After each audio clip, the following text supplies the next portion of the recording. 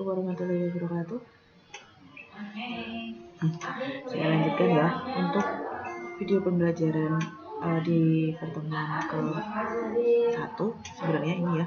Cuman saya sampaikan juga bisa jadi menjadi pertemuan yang kedua juga, karena materi pertemuan pertama dan kedua, yang pertemuan pertama seharusnya membahas kontak belajar dan review sedikit materi terkait tentang mata kuliah sebelumnya.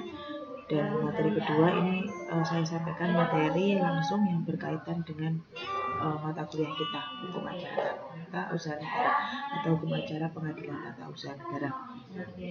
Baik, di video sebelumnya tadi sudah saya paparkan kurang lebihnya ruang lingkup dari apa yang akan kita pelajari ke depannya, atau deskripsi secara singkat tentang hukum acara tata usaha negara sudah saya sampaikan. Sekarang kita lebih detailkan lagi atau lebih kita rigidkan lagi. Di pertemuan yang pertama ini kita akan membahas terkait tentang negara hukum dan peradilan administrasi. Negara hukum saya rasa teman-teman sudah pernah mempelajarinya di mata kuliah pengantar ilmu hukum ataupun pengantar hukum Indonesia, atau di mata kuliah hukum administrasi negara yang sebelumnya dosen pengampunya sendiri adalah saya, begitu ya. Saya harapkan teman-teman masih mengingatnya dengan baik dan semoga teman-teman masih bisa memahaminya dengan baik, sehingga kita di pertemuan ini ataupun di video ini saya tidak terlalu menjelaskan secara rigid terkait tentang materi ini. Dan poin-poinnya terkait dengan negara hukum dan peradilan administrasi ini, ruang lingkupnya kita pelajari atau kita ketahui terlebih dahulu pengertian negara hukum itu apa, kemudian sejarah dan perkembangan negara hukum, kemudian yang ketiga adalah macam-macam negara hukum sendiri ada apa saja, dan yang terakhir adalah hubungan negara hukum dan peradilan administrasi. Nah, berkaitan dengan negara hukum ini, teman-teman mungkin sudah mengenal lah, sudah pernah mendengar lah, ada istilahnya negara hukum, atau sering diterjemahkan sebagai istilahnya adalah restart atau the rule of law. Ini di awal perkuliahan teman-teman pasti sudah pernah mendapatkannya. Dilihat dari konsepnya, negara hukum sendiri mengandung pengertian bahwa negara memberikan perlindungan hukum bagi warga negara. Sudah jelas dan pasti bahwa dari istilah negara hukum atau restart atau of law sendiri, bahwa tujuannya itu adalah untuk perlindungan bagi warga negaranya. Melalui apa? Ya melalui adanya suatu lembaga-lembaga negara atau adanya suatu pelembagaan peradilan yang bebas dan tidak memihak serta menjamin adanya hak asasi manusia.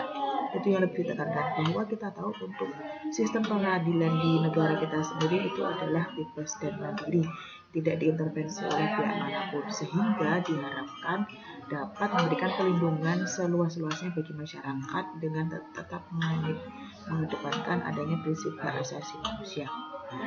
Oke, saya jelaskan secara singkat-singkat saja ya, karena saya rasa teman-teman sudah paham dan tahu berbagai istilah terkait tentang negara hukum, restart atau rule of law, seperti pakar negara kita di bidang hukum tata negara, yaitu Prof. Mahfud MD, yang mana Prof. Mahfud ini menjelaskan pada hakikatnya mempunyai makna yang berbeda antara restart dengan the rule of law.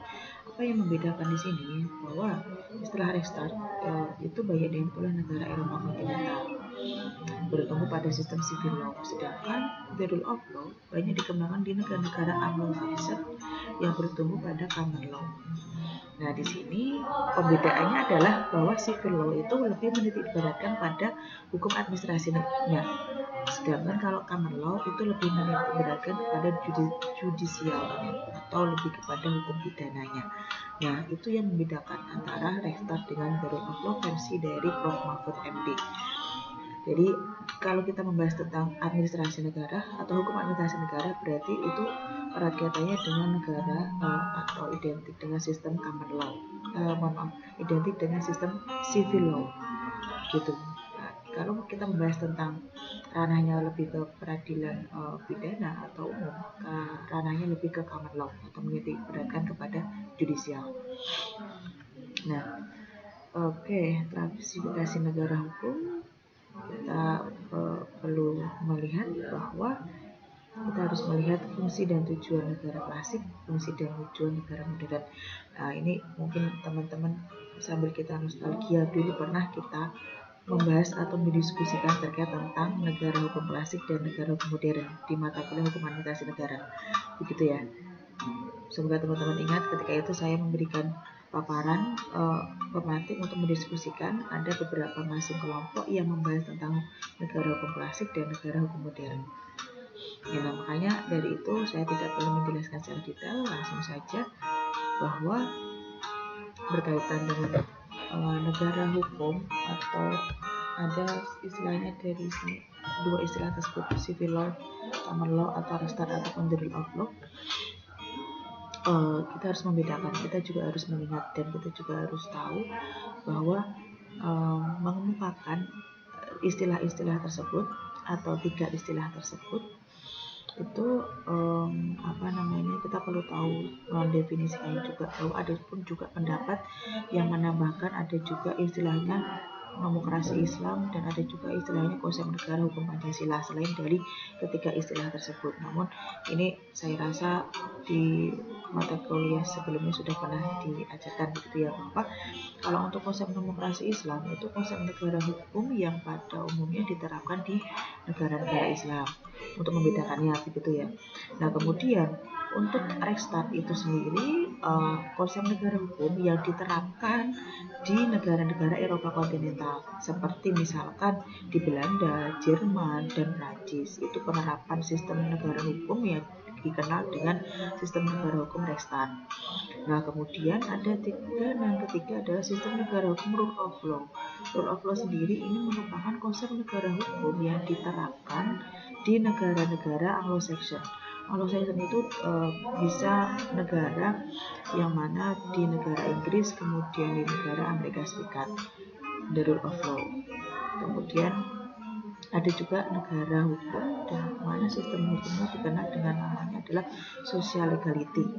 Nah, social legality ini adalah konsep negara hukum yang diterapkan di negara-negara komunis, begitu. Dan kemudian yang terakhir ada konsep negara hukum Pancasila. Konsep negara hukum yang diterapkan di negara kita sendiri ini termasuk konsep negara hukum yang masih baru, yang mana diterapkan juga di negara kita, negara Indonesia.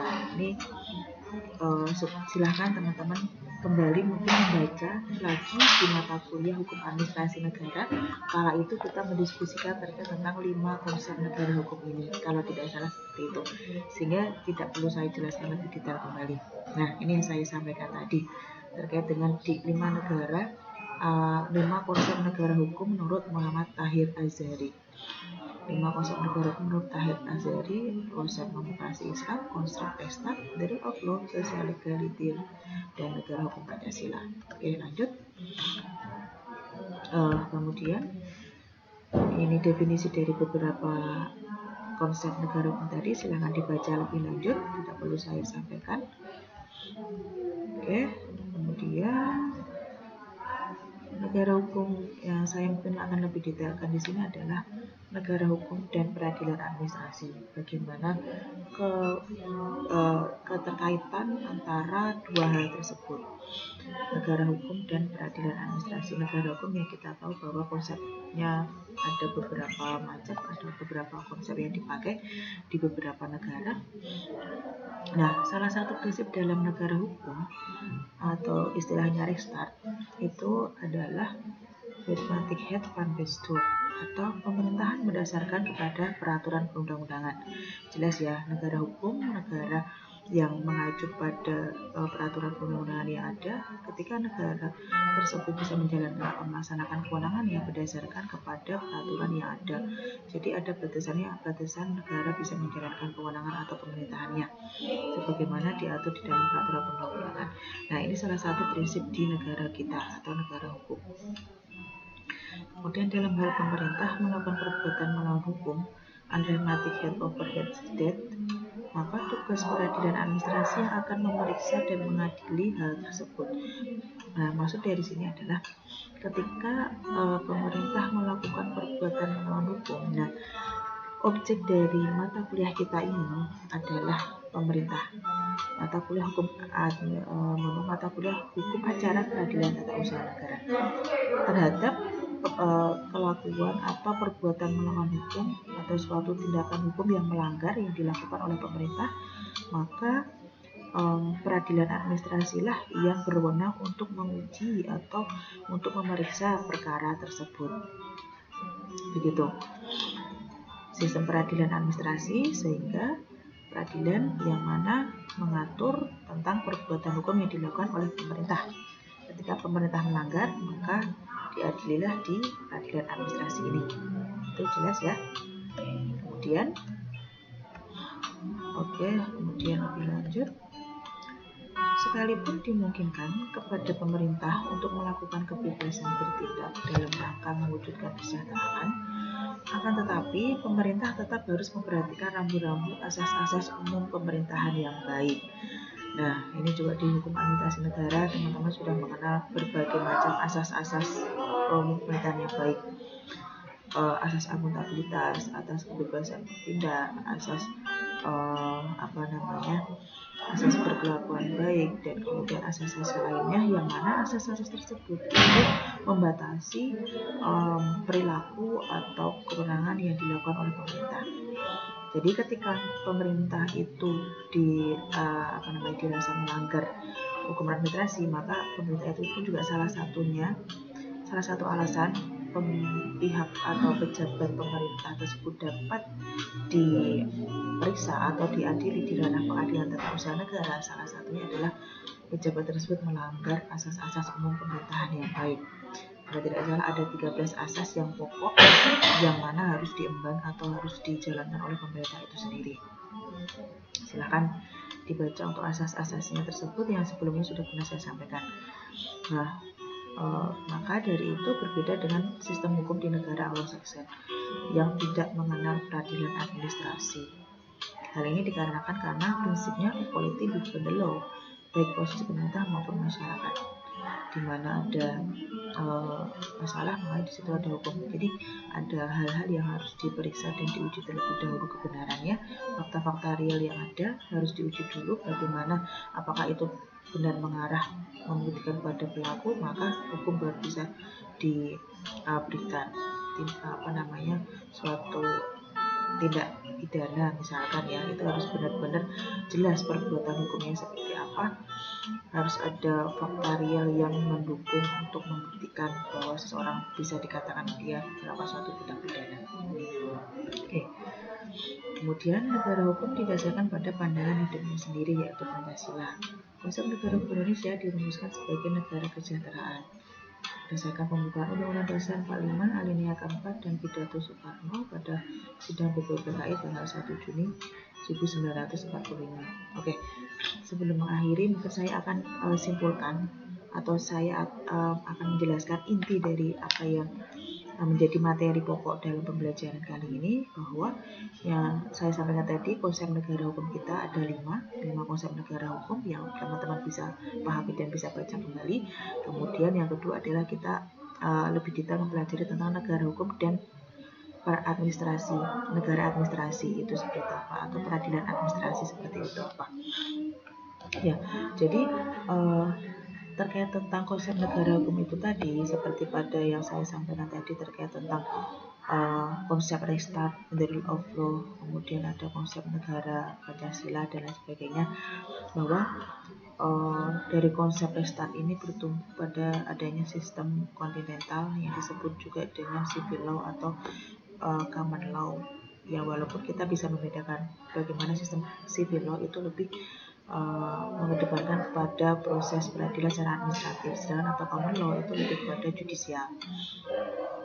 justisi atau pengadilan. Nah, kemudian pada lebih hal yang lainnya selain daripada yang saya sampaikan.